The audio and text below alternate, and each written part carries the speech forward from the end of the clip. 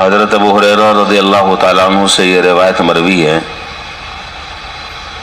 وہ فرماتے ہیں کہ جناب نبی کریم صلی اللہ علیہ وسلم نے ارشاد فرمایا کہ اللہ تعالیٰ ارشاد فرماتے ہیں، یعنی یہ حدیث قدسی ہے۔ حدیث قدسی اس حدیث کو کہا جاتا ہے کہ جس میں قول کی نسبت اللہ تعالیٰ کی طرف کی گئی ہو، اور جس قول کی نسبت حضور کی طرف کی جاتی ہے اس کو حدیث نبوی کہتے ہیں۔ تو چونکہ یہ ارشاد اللہ تعالیٰ کا ہے، اللہ تعالیٰ یہ بات فرما رہے ہیں، تو یہ حدیث قدسی ہے۔ یہاں یہ روایت مسند احمد کی جو ذکر کی ہے یہ بڑی مختصر سی ہے، لیکن حدیث کی دوسری کتابوں میں اس روایت میں مزید کئی اضافے ہیں۔ یہاں تو اتنی بات کا ذکر ہے کہ اللہ تعالیٰ ارشاد فرماتے ہیں کہ میں نے اپنے بندے سے قرض طلب کیا مگر اس نے مجھے قرض نہیں دیا۔ پھر فرمایا کہ میرا بندہ مجھے گالی دیتا ہے اور وہ نہیں جانتا کہ وہ کیا کہہ رہا ہے، وہ کہتا ہے کہ ہائے زمانہ، حالانکہ زمانے کے تمام تصرفات تو میرے قبض قدرت میں ہیں۔ اور مشکات شریف میں روایت ہے کہ یہ زمانے کو گالی دیتا ہے، یسبنی الدہر وانا الدہر انا اقلب کیف یشاء، یہ زمانے کو گالی دیتا ہے، زمانہ تو میں خود ہوں، میں جس طرح چاہتا ہوں اس میں تصرف کرتا ہوں۔ تو سب سے پہلی بات یہاں پر یہ ذکر فرمائی کہ میں اپنے بندے سے میں نے قرض طلب کیا تھا مگر اس نے نہیں دیا۔ تو یہاں پہلی بات تو یہ سمجھنے کی ہے کہ اس قرض سے مراد وہ قرض نہیں ہے جو عام طور پر ایک آدمی دوسرے آدمی کو دیتا ہے، ایک بندہ دوسرے بندے کو دیتا ہے۔ اللہ تعالیٰ تو اس سے بے نیاز ہیں، وہ اس سے مستغنی ہیں، ان کے پاس تو تمام آسمان اور زمین کے خزانے ان کے قبض قدرت میں ہیں، ان کو کیا پڑی ہے کسی سے یہ قرض لینے کی۔ تو پہلی بات تو یہ کنفرم ہو گئی کہ اس سے مراد وہ قرض نہیں ہے جو عام طور پر بندے ایک دوسرے سے لیتے دیتے رہتے ہیں۔ پھر کیا مراد ہے؟ تو مراد یہ ہے کہ اس نے میری راہ میں مستحقین پر خرچ نہیں کیا، کوئی غریب تھا، کوئی محتاج تھا، اس کی ضرورت کو پورا نہیں کیا۔ اگر اس کی ضرورت کو پورا کر لیتا تو گویا کہ میں یہ سمجھتا کہ اس نے مجھے قرض دیا ہے، اور جو مجھے قرض دیتا ہے میں پھر اس قرضے کو بہترین طریقے سے چکاتا ہوں، میں بہترین طریقے سے اس کا قرض ادا کرتا ہوں۔ تو اس سے اچھا یہاں تو روایت یہ ہے۔ دوسری روایت میں یہ ہے کہ میں بیمار ہوا، میرے بندے نے میری عیادت نہیں کی، تو بندہ قیامت کے دن اللہ تعالیٰ سے کہے گا کہ اے اللہ میں آپ کی کیسے عیادت کرتا، وَأَنْتَ رَبُّ الْعَالَمِينَ، آپ تو رب العالمین ہیں۔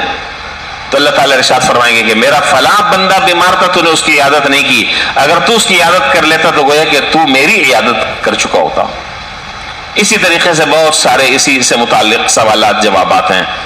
تو خلاصہ یہ ہے کہ اس حدیث کو ذکر کرنے سے مقصود در حقیقت حقوق العباد کی اہمیت کو بتلانا مقصد ہے، حقوق العباد کی اہمیت کو ذکر کرنا مقصود ہے، اور اس کی اہمیت دل میں بیٹھانی مقصود ہے کہ اللہ تعالیٰ اپنی مخلوق سے بڑی محبت کرتے ہیں، اور اللہ تعالیٰ کو اپنی مخلوق سے بہت زیادہ پیار ہے۔ اس لیے حدیث میں ہے کہ الخلق عیال اللہ فاحب الخلق الی من احسن الی عیالی، کہ یہ جو تمام کے تمام مخلوق ہے یہ اللہ تعالیٰ کا کنبہ ہے۔ کنبہ سمجھ رہے ہیں کیا؟ خاندان، کنبہ خاندان، یہ پوری کی پوری مخلوق جو ہے یہ اللہ تعالیٰ کا کنبہ ہے، اور اللہ تعالیٰ کے کنبے سے جو آدمی محبت کرتا ہے اور ان کا خیال رکھتا ہے، اللہ تعالیٰ اسے اپنی نظروں میں محبوب کر دیتے ہیں، اللہ تعالیٰ اسے اپنی نظروں میں محبوب بنا دیتے ہیں۔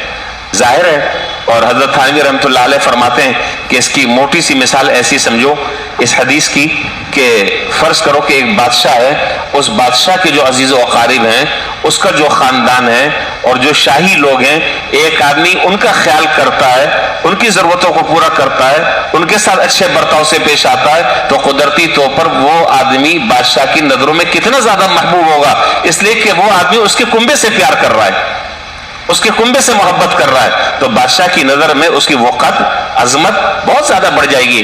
اسی طرح یہ ساری کے ساری جو مخلوق ہے جو کائنات میں پھیلی ہوئی ہے یہ اللہ تعالیٰ کا کنبہ ہے، یہ اللہ تعالیٰ کا خاندان ہے، تو جو اللہ کی مخلوق کے ساتھ محبت کرتا ہے، اس کے ساتھ ہمدردی اور خیرخواہی کا معاملہ کرتا ہے، اس کی ضرورتوں کو پورا کرتا ہے، مشکل وقت میں اس کی پریشانی اور اس کے دکھ درد کو بانٹتا ہے، تو گویا کہ اللہ اسے اپنی نظروں میں محبوب فرماتے ہیں اور اللہ اس کی ساری ضرورتوں کو پورا فرماتے ہیں۔ تو ایک بات تو یہ فرمائی، اور دوسری بات ارشاد فرمائی کہ یہ بندہ جو ہے مجھے گالی دیتا ہے اور وہ یہ نہیں سمجھتا کہ میں کیا کہہ رہا ہوں۔ اسے جب کوئی تکلیف پہنچتی ہے، کوئی مصیبت پہنچتی ہے، تو زمانے کو کوستا ہے، زمانے پر سب و شتم کرتا ہے، زمانے کو برا بھلا کہتا ہے۔ زمانہ تو میں خود ہوں، زمانہ تو میں خود ہوں۔ اس لیے بس اوقات دانستہ طور پر یا نادانستہ طور پر زبان سے ہم زمانے کو گالم گلوچ بس اوقات کرتے ہیں، الٹی سیدھی باتیں زمانے کے بارے میں کہتے ہیں۔ اس لیے اس حدیث سے یہ بات ثابت ہو گئی کہ زمانے کو گالی نہیں دینی چاہیے۔ زمانہ جو ہے وہ خود حق تعالی جل شانہ ہے۔ کس اعتبار سے؟ اس اعتبار سے کہ زمانے میں ہونے والے تمام کے تمام تصرفات کس کے قبضے قدرت میں؟ اللہ تعالیٰ کے قبضہ قدرت میں۔ اللہ تعالیٰ جس طرح چاہے حالات پیدا کر دے، جس طرح چاہے حالات کو الٹ پلٹ کر دے۔ اللہ تعالیٰ 100% قادر مطلق ہیں۔ اس لیے زمانے کو گالی نہیں دینا چاہیے، اپنے بدعمالیوں کی طرف نظر کرنی چاہیے کہ یہ جو کچھ بھی ہو رہا ہے یہ میری بدعمالیوں کا شاخسانہ اور میری بدعمالیوں کا نتیجہ ہے۔ اللہ تعالیٰ ہم پر رحم فرمائے اور ہمیں اس حدیث کو سمجھنے کی اور اس کے مطابق عمل کی اللہ تعالیٰ توفیق عطا فرمائے۔ وآخر دعوانا الحمدللہ رب العالمین۔